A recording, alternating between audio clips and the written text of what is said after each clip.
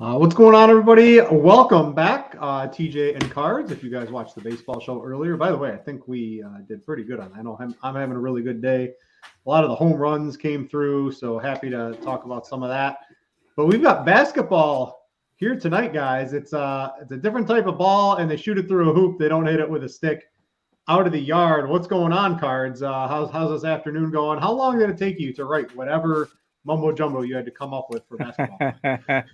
Well, there was a lot of news, so I skipped out on the narrative writing a little bit more today, with it being kind of a crazy day, and I figured there would be more news throughout the day than there was, but I just did it over the course of a few hours while I was watching the Cardinals game this afternoon. A little easier to do with a nice win, so it's been a good day. TJ, what's going on, my man? Nolan Gorman had the game of the year so far early in the MLB season. Did you see Patrick Wisdom? Cards.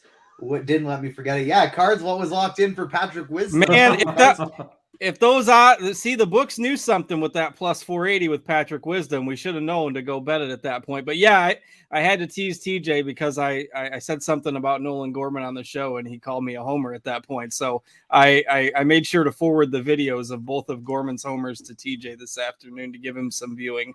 I had to eat my words there. There's just touche. I have no comeback. I have to take the L on that one.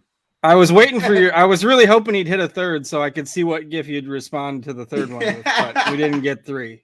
If you guys are like, what's a Nolan Gorman? That is a baseball player. So I know this is a basketball show, but he plays for the Cardinals and had 2 home runs. Lots of 2 home runs. Gallo, I had him up on scores and odds. Anyway, let's talk basketball because it's going to take us a while to dice through some of this with the injury news. And Cards, I'll start with you. Jokic versus Golden State. I think LeBron's probably going to play even versus Houston today. They got a little bit to play for. Jokic, are we under the impression, he's questionable, probably going to play? That's how I'm sort of leaning right now. I don't know. I kind of came into the day with the impression that he might sit, but nothing for sure. I mean, and unfortunately, that's the last game of the night also. But Denver has a 2-game lead for the 1 seed. And they also have 2 of their 4 remaining games are against Houston and Utah. So, I mean, they're going to win those.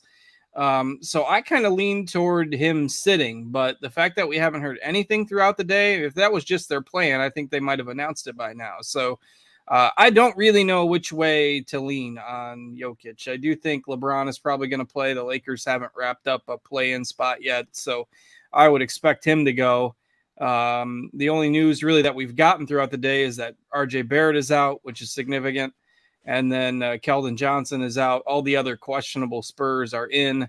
But yeah, still a few things to wait on, mainly with the big guys. I don't think we've gotten confirmation on Jared Allen or Miles Turner yet. Nope. And then Jokic, which, that could impact the slate. And unfortunately, those are all games that start.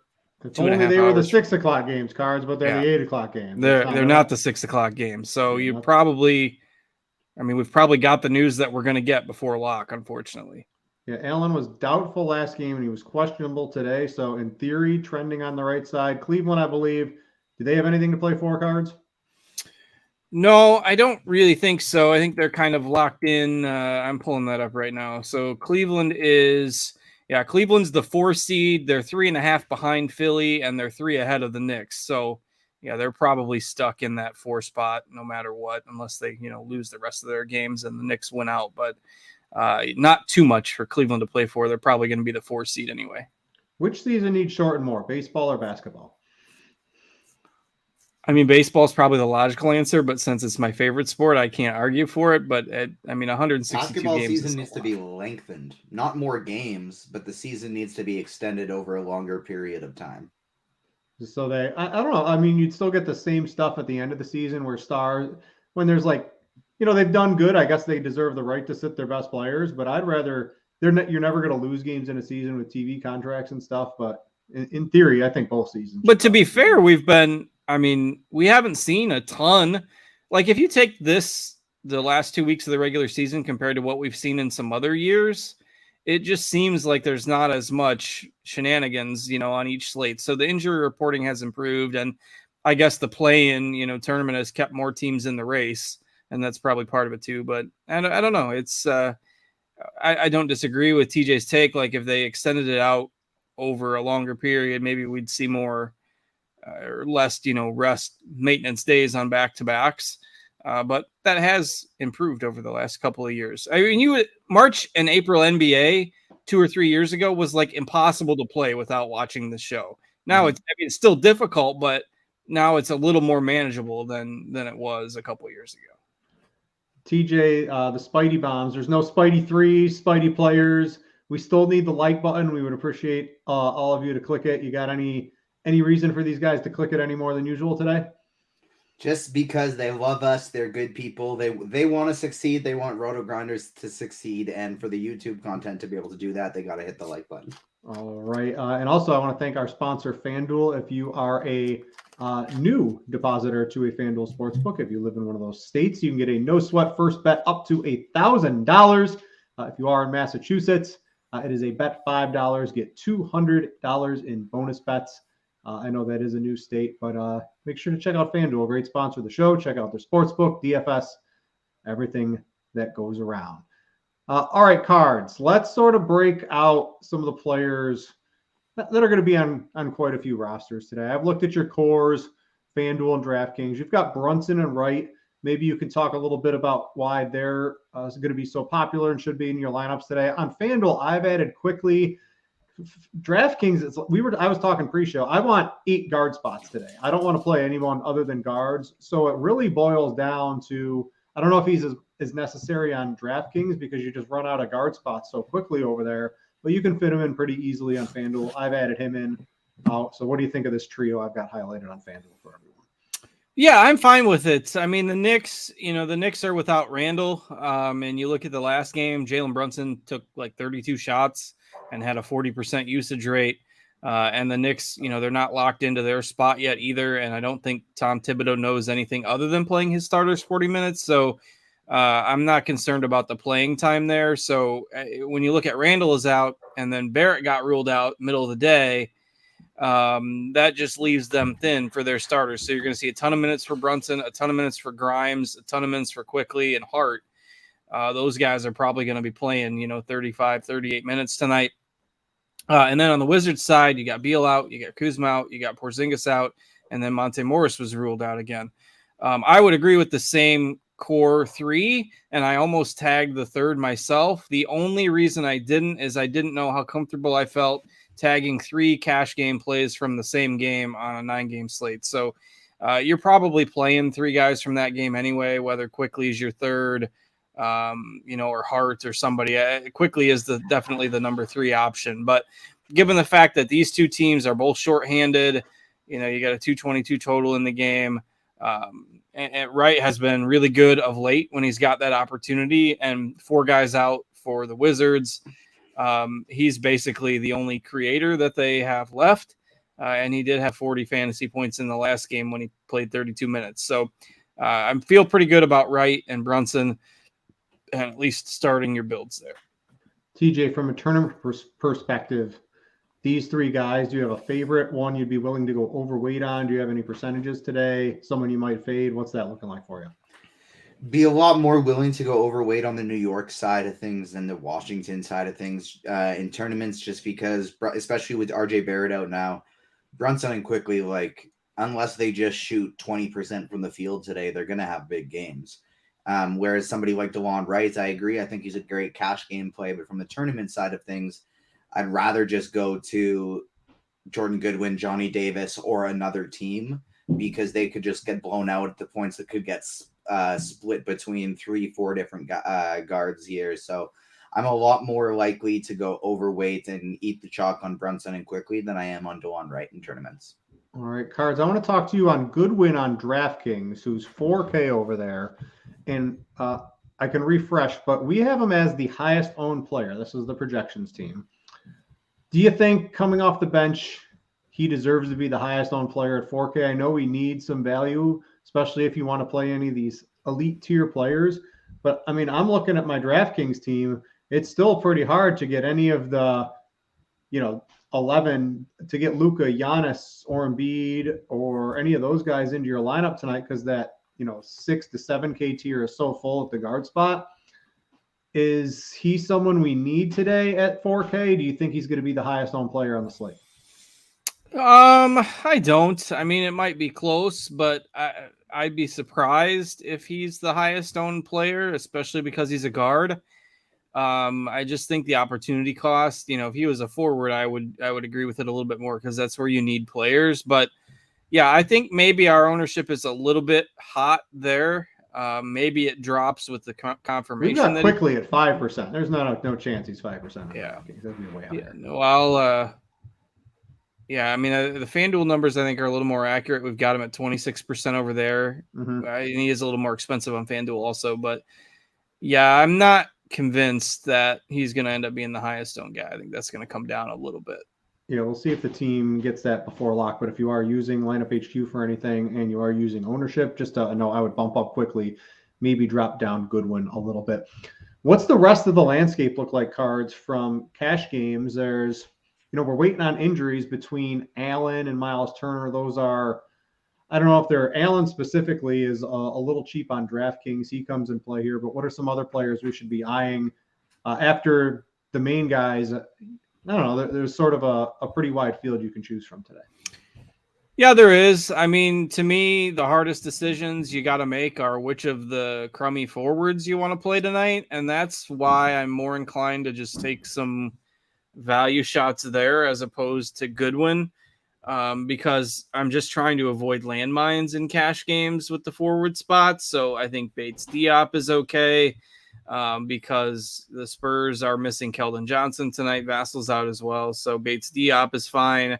Washington's so thin that you could consider like Kispert, even though he's not great per minute. Kuminga's grading out okay in the projections. We got to see what happens with Jared Allen in Cleveland. Okogie's a guy you could maybe play. Like, none of these guys are, if you go to FanDuel and you sort by just the two forward spots and sort by RG value. It's horrible today. The only guys with a non-red RG value are Sabonis and Giannis and Anthony Davis. Well, obviously you can't play all those guys in the same lineup. So it's basically just which of the crummy forwards do you want to play? And like you mentioned, wanting to have 8 guard spots. I mean, these forward spots are where you got to take your lumps with some of the value. And so, if I'm building a cash game, I might end up with like Harrison Barnes and Bates Diop in there, and you don't feel great about it, but you're not going to really feel great with anything unless you're spending all the way up. And that's just hard to get. I think the guys at small forward today from a cash game perspective, I think it's Tim Hardaway Jr. and Sadiq Bey. Like, that's, I'll talk about this more in tournaments, but I just love that game environment so much. Bey is in the starting lineup for DeAndre Hunter. Hardaway coming off a great game in a phenomenal game environment. I think those are the two guys I like best for a cash game setting. And I'm fine with those two as well. Bey, maybe gives you access to a little bit of ceiling there tonight. So, yeah, it's ugly out there with the forwards tonight. Are you delaying anything, Cards? Right, like we're playing a couple guys from New York and Washington. This Dallas Atlanta game has a pretty high total for playing Sadiq Bey. Are we holding off particularly on any lineup spots to wait for news for Jared Allen and Denver, right? Because if Jokic sits and everyone else plays, you're going to be boosting up everyone else on Denver. Is there any sort of priority we're trying to do there? Or are we locking in what we know and just hoping the rest goes our way? Yeah, I mean, I think you almost have to kind of play with what you know. If Jokic is out, maybe you want to get a Michael Porter but even Aaron Gordon is 6,700 on FanDuel. Murray I like a lot better if Jokic sits, but you don't want to hamstring your lineup. And that game is 30 minutes after all the others, so who knows when we get that news. It'd be nice to know on Turner and Allen, but that game's at 8 o'clock too. So yeah, I'm basically just kind of avoiding those spots, and if you got to rework things later and it works out, great. I don't know. I don't have it. Usually I got a pretty good feel for how you want to handle that. But tonight I really don't know what the optimal way is. Certainly in some GPP lineups, you want to, give yourself some flexibility. But in cash games, I almost think you just kind of have to build with what we know now for projections and just not bank on using Jokic or Allen, I guess you could, because you could always work that around. But I think Jamal Murray, if he's like the last piece, he's not too far off from optimals as I was. Yeah, he's not going to kill you anyway, right? Yeah, I think he's somewhat interesting as a last piece to maybe give you some leverage into that late game.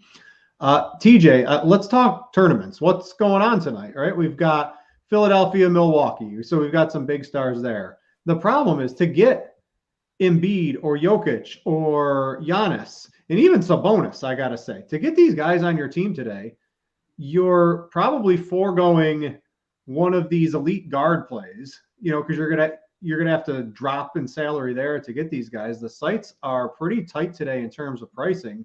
How are you handling this? Are your lineups or your construction more high-end guys and looking for the scrubs, or are you in line with the Brunson is your highest priced player on a lineup today? On FanDuel, yeah, this slate's no different than it kind of has been all year. You're getting a maximum one of those studs, and maybe not even, because their pricing is very tight. It's not quite the same on DraftKings, but on FanDuel, it's incredibly tight. And so I honestly think it's like borderline the wrong move to be paying up over 12K for people on FanDuel today. I would much rather just stick in the mid-range route for tournaments. I think that's the far more optimal play. And then what are some players you might be looking at or games you're looking to stack? Obviously, Dallas, Atlanta, but that gets expensive very quickly. Dejounte Murray is a reasonable price. Trae Young on DraftKings, too. I think he's a tier above the Quicklies and all that in terms of price and output, but I don't even know. It's pretty hard to get to them from a cash game perspective. What are we looking at in terms of games and some one-offs that might be able to get there tonight? I'll talk a lot more about Atlanta and Dallas when we make the pivot to DraftKings, because their high-priced guys on FanDuel aren't quite as appealing as they are on DraftKings. But one thing that I like doing on FanDuel today is game stack some of these games that have big spreads. So we want to play a lot of New York players today. Well, if I want to play if I want to play 2-3 New York players in tournaments, I want to be running it back. I want to take shots on Gafford and not just DeLon Wright, but also Denny Avdia. And I mean, if I'm not playing New York players, or if I am, I'm fine with the Johnny Davises and the Jordan Goodwins anyways. But if I'm playing New York, I want to run it back with Washington. If I'm playing Sabonis or I'm playing De'Aaron Fox, I want to run it back with somebody on San Antonio today. Not a bunch, because they spread their lineups out, but spread their minutes out. But somebody like a Devontae Graham, Mamu Kelishvili, I'm fine with.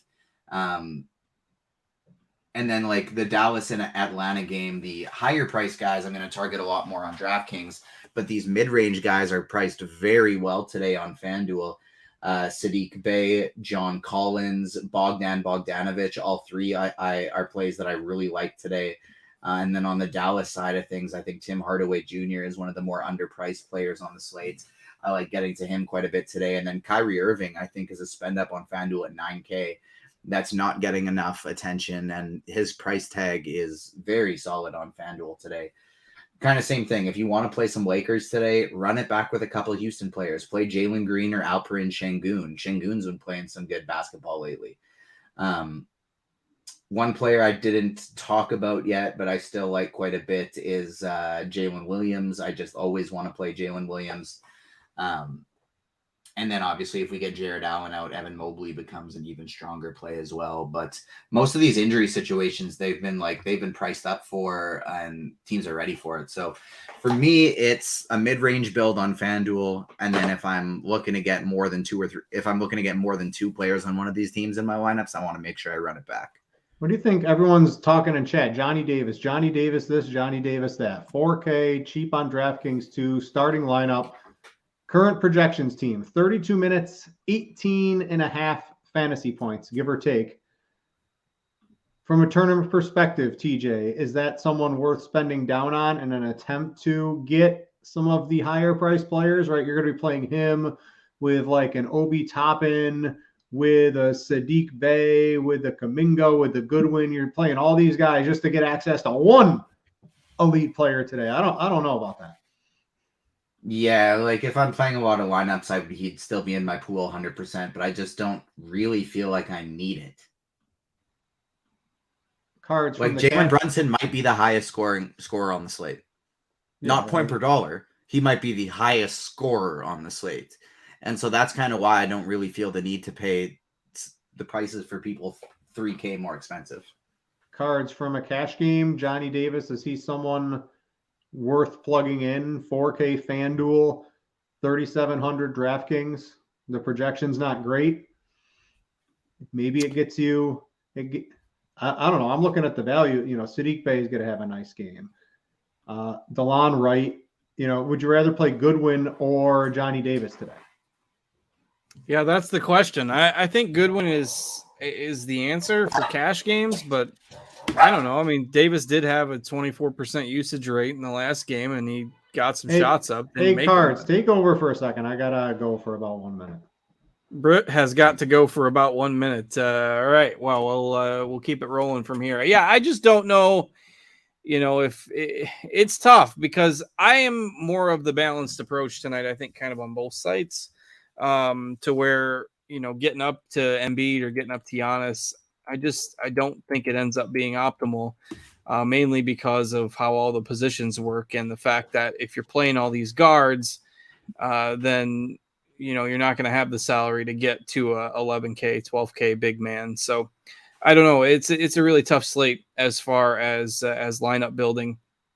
TJ, you mentioned kind of, are you looking to do some game stacks in GPPs tonight? You mentioned like in this Dallas Atlanta game and Hardaway and Bay and some of those guys. Like, how are you handling correlation tonight? So on FanDuel, it's mostly just going to be like, there's so many of these games where a team is chalky and also favored by like 10 to 15 points.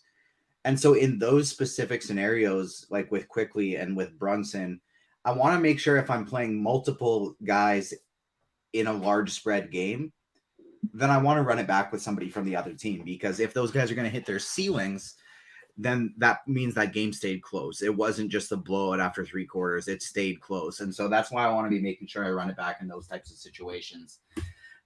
We did have a good question in the YouTube. I can keep an eye on YouTube if you want to keep an eye on Discord, but this one is relevant to FanDuel, and I think it's a good question, and I like both sides of this quite a bit. In a FanDuel single entry, do you like Durant and Jamal Murray or Banchero and Kyrie Irving? I like both of those sides. I actually think I would prefer the Durant and Jamal Murray side, though, because that has the upside of Murray. Obviously, if Jokic is out, he'd be one of the better plays on the slate. And Durant, like, he's still priced like well below 10K. He's a 9.4 on FanDuel, 8.9 on DraftKings. Got up to 33 minutes last game and had 44 fantasy points in 33 minutes. And so against a team like OKC, if he gets up to 33, 34, 35 minutes, he could really crush that price tag, because we know like efficiency is rarely an issue for him. But I know Britt's still on the screen share, so maybe I can pull mine up here and I can get us pivoted over to DraftKings if you want to start taking us through a cash game build over there. Yeah, somebody asked, Chinatown asked in the Discord if playing all 6 p.m. players in cash is silly. I don't necessarily think it's silly. If it works out for you, fine. That, will, I don't think it absolutely hamstrings you, because we don't expect massive slate breaking news with the later games. So if that's the way your lineup build works, I don't think you need to absolutely go and hold off spots pending that later news. So I'm fine with either approach tonight. And so, yeah, if we pivot over to DraftKings, again, I've got the same core guys tagged on DraftKings that I did on FanDuel, Brunson and Wright. Goodwin, I think maybe we're just a little bit hot on his ownership, but he's fine. Quickly, we don't have with as much ownership on DK, but Brunson and Wright, still the same guys I'm targeting. I think a lot of people might throw a Obi Toppin or Kuminga in there.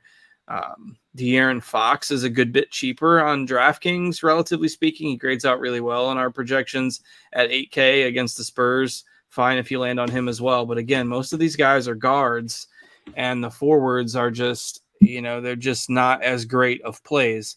So you're going to land on guys like Bates Diop or Michael Porter, or the guys that TJ mentioned with Sadiq Bey, and Tim Hardaway, and Harrison Barnes is fine as well. But so the build is largely similar in terms of how you're approaching it from a cash game perspective. Sadiq Bey is a little more affordable on DraftKings at just 4,900. So I think he makes sense in cash over there a little bit more than even he does on FanDuel. But the same type of build is probably going to be the approach where it's the forward spots that you're using to save some money. Josh Hart, I think, is okay in cash as well on DraftKings, though I would caution against, you don't want to play like 4 Knicks with the spread in that game and the fact that it's a 9-game slate. So that's kind of my approach for cash games on DraftKings. What are you looking at for kind of how you're approaching tournaments over there? You probably can do 4 Knicks, though, if you're also going to have Goodwin and Wright on your teams, because in that scenario, you're kind of hoping that it stays somewhat close anyways. Yep. But I like that call. I like all those calls for cash. The one I teased this before, but the game I want to talk about the most from a tournament standpoint is Dallas and Atlanta. So I'm more where there's more value and the salary cap isn't quite as tight right these days on FanDuel, on DraftKings. I'm more willing to take some shots on a guy like Luka over here. But the primary place I'm looking to go is this Atlanta team. Atlanta's seeing some wild price decreases. They have 124-point total, almost 125. It's a 3-point spread. It's the highest total on the slate. It's so close. Both these teams are trying to win games. Trae Young and DeJounte Murray both have their cheapest price points this entire season. At no point this entire season has Trae Young been lower than 8.8. At no point this entire season has DeJounte Murray been lower than 7.5. Load them up. This is such a great spot. Load up these guys in tournaments. Obviously, the point guard is a tough position, but it's what's wild to me is that DeJounte Murray's picking up half the ownership as Trae Young, and he has shooting guard eligibility. So to me, DeJounte Murray is in such a good spot. I love both of them, but Murray especially. Clint Capella coming in at sub 5% ownership.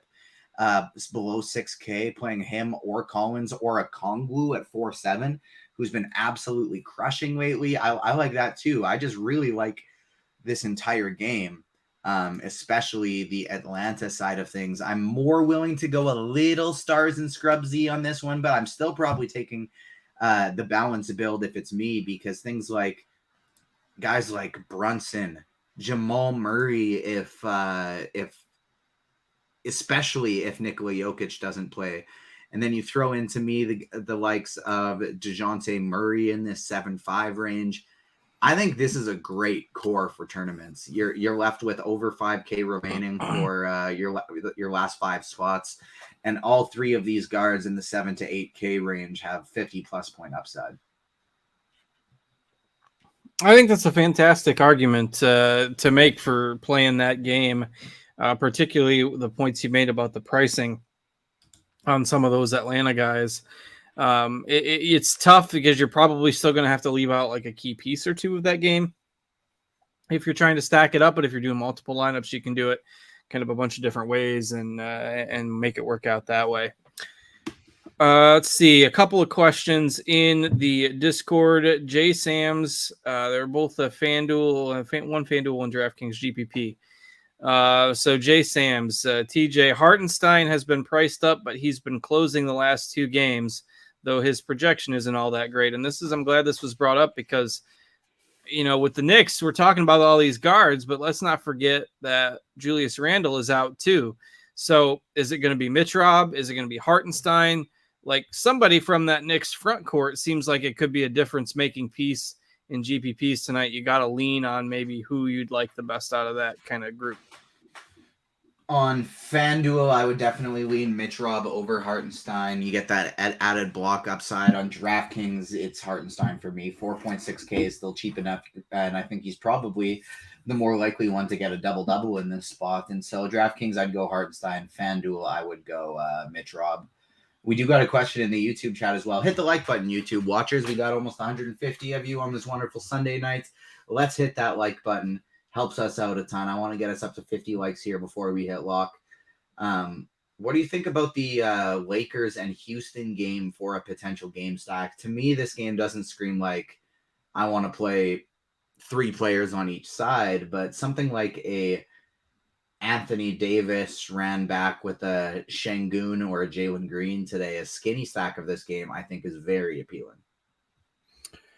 Yeah, I think the Lakers side would be more appealing if one of Davis or LeBron was out, because like the other guys have been priced up for them being for the times that they were out, and It's just tough with everybody back until the pricing, kind of evens out, which the season's going to be over by then.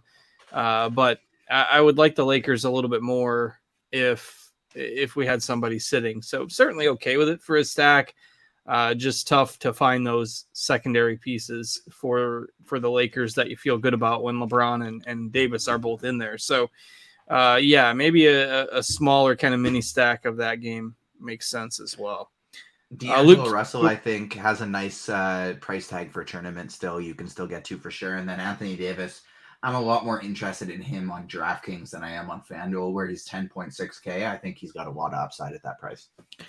Luke Cage had also asked, TJ, are you locking in Brunson in DraftKings GPPs? No, there's so many good guards today that he doesn't warrant the lock button for me. However, I probably would set a rule that I'm playing at least one New York player in every single one of my lineups, so that if I don't have Brunson, then I probably have Quickly or Josh Hart, somebody like that. I'd be making sure I get over the field of 40%. I'd probably have 60 to 70%, maybe even a little bit more than that Brunson today. But I would leave a few lineups with him off just because it's one of those slates that he could have 45, 50 points and somebody could just do better. Yeah, tough on such a large slate when the ownership gets that high. If you subscribe to the approach of lock buttoning, then obviously I don't hate it. But taking an underweight stance in GPPs, understand the logic behind that as well. Obviously, if you're playing cash games, you're playing Brunson, and that's why I have him tagged as a core play. But you can on a 9-game slate, there's certainly plenty of options at this time of year. Well, hopefully everything's all right with Britt. He said he had to go for a minute or two, but I think he's just out. Hopefully we got this the rest of the way. This isn't our first time. We'll be fine. I just hope he's all right. So we'll check on him after the show. I got Obi-Wan subbing in for Britt here. I do want to ask you this question from the YouTube chat because I do think it's pretty important to get in here before lock because it's a cash question. Who's your favorite FanDuel cash center? Now, this is obviously tough with the amount with Nikola Jokic, Miles Turner, Jared Allen. All half of them are questionable. If we find out the Jared Allen news and your center position is not locked in, I think the best one is Miles Turner. But to me, my go-to cash person I'd be going to today would be Daniel Gafford. Yeah, Gafford grades out pretty well tonight. Again, with all the guys that they are down. He played 32 minutes the last game, 18 points, 13 boards, 3 stocks, and just so much uncertainty. If you take out the Q guys, you take out Allen, take out Turner, take out Jokic, you're probably not getting to Embiid in cash games, probably not getting to Davis in cash games. So you're left with Gafford and Mamukelashvili and Zach Collins as the highest owned guys, and it just Gafford is cheaper than Collins. Sabonis, you're probably not getting there salary-wise either. I do really like Şengün, but he's more of a tournament play. So, John Collins, you just can't trust too much. So, yeah, I'd probably wind up on Gafford as well, given what we know right now. And I think Şengün would be my favorite tournament play at the center position there on FanDuel. So you and I are both on the same page. 18 likes away from 50. Let's get us up to 50 before we hit lock here. 6 minutes before lock, so make sure you get your lineups in. Do you got any more QQs in the Discord? Because we are now dry on YouTube. If you got any questions, throw them in either the YouTube or the Discord. We got about 5 minutes here until lock. We've got a couple more NBA DFS asking for FanDuel cash. Do you like Hardaway Jr. or Kuminga better? Hardaway Jr. I think they're projecting fairly similar. I like both. Kuminga's been a little higher throughout the day. I think it's pretty close between them. Was that FanDuel? Yes, it was. For what it's worth, I would be playing Kuminga and Hardaway both in FanDuel cash. In my type of FanDuel cash lineup, I think I want to play use Sadiq Bey and Tim Hardaway Jr. in the small forward position, and then use Jonathan Kuminga in the power forward. Yeah, don't mind that. Don't mind playing both of them either with how weak the forward spots are tonight. That's just the nature of the players that we've got. All right. Let's see. Jay Sam says, how about those? Hey, cards. How about those cards? That's right. Certainly happy with the way the offense has been rolling so far. Luke Cage with another question. Favorite low owned forward on DraftKings under 4K that might get run in a blowout. Cards, it sounds like you need a professional back to host the show. Well, we wondered where you were and if everything was okay. There was a baby emergency. Like a minute or two.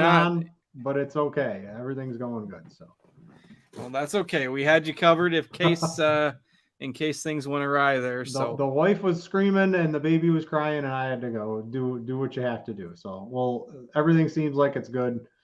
But I'm back here. What are we just taking some questions from Discord and YouTube? We're pretty much caught. Hold on. I want to before we forget to answer that question we were in the middle of. I want to make sure we answer it because there's only 3 minutes here to lock.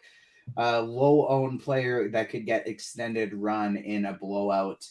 There's guys under 4K. Under 4K, exactly. So there's guys like,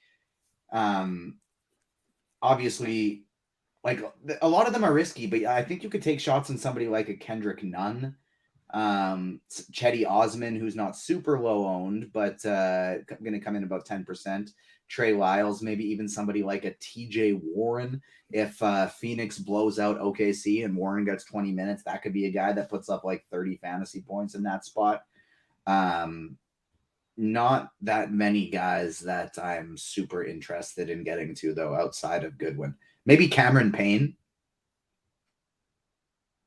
Alexander Don wants to know, Obi Toppin or Mitch Robb, DraftKings single entry tournament. What do we think about the perspective of those two today? I think the price on Obi is really good on DraftKings today. I mean, if I had the salary, I'd want to go up to Mitch Robb, like if they're just both of them straight up. But for his salary, I don't mind Toppin. It doesn't look we didn't get any news, right? While I was gone, doesn't look like we're still flying blind on all the injury news, correct, Cards? Yeah, as far as I know, I didn't get to keep a super close eye on it because welcome to my life into the fire pit there. But yeah, I don't think we've gotten anything. All right, let's see. Don't see any more in Discord. Let's see. Eric S in YouTube wants to know 7,500 left utility. Dejounte Murray is. You want to use all these guards. I think that's fine. Would you like him? I love Dejounte Murray. He's like Dejounte Murray's my favorite play on the slate. Yeah, you want Murray or who is it? Banchero. Pretend you got to choose between one of those two today. Who is it? I think Murray. They're the same price. That's Murray for me. Yeah, I like Murray as well. All right, yeah, I think I take Murray there too. Like that matchup, lots of points to be scored. Let's see. Playing Kyrie over Jalen Brunson on FanDuel, is that something you would recommend for trying to be different in a tournament today, TJ? Only if I had Emmanuel Quickly and another Nick on that team, or like at least Quickly. I wouldn't want to just do that straight up. I want to kind of add to that point, though, of why that balance build is so much nicer. Like you just look at $7,500 left on DraftKings or extend it up to $78,000.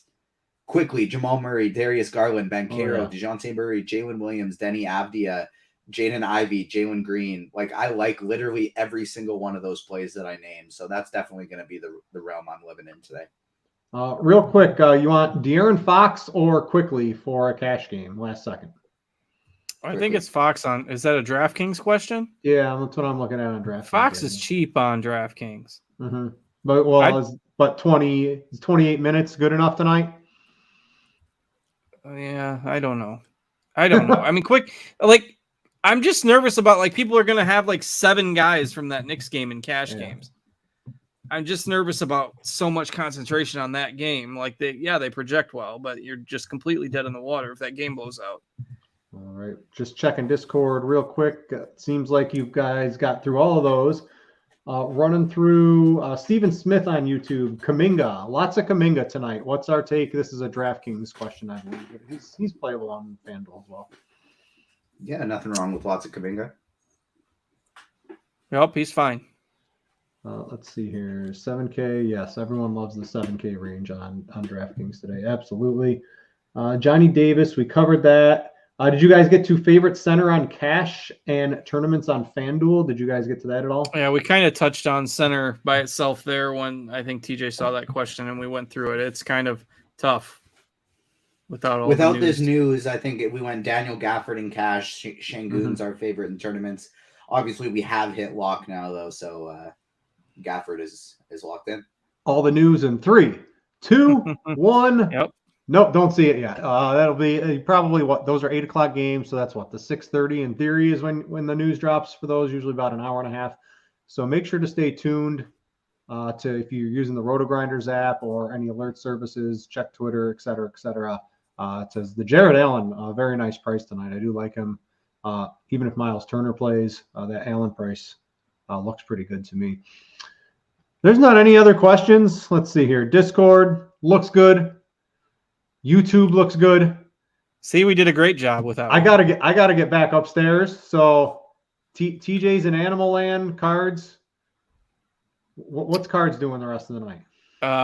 It's pretty nice out here today, so I think the kids want to do something outdoors, and maybe we'll go get dinner or something. I have not planned it out yet, but we'll be doing something with the family tonight before we get to a new work week. I still got 2 weeks left of taxes, so they don't see me as much during the week, so got to spend some time with the fam tonight. All right, TJ, what's going on with you? What's the latest with Agents of Fandom? WrestleMania? It's actually my nephew's birthday, so I'm headed there as soon as we log off here for a little birthday dinner. But yeah, Agents of Fandom covering lots of WrestleMania right now, so you can find our coverage over at Agents of Fandom on all the socials except for Twitter. It's at Agents Fandom.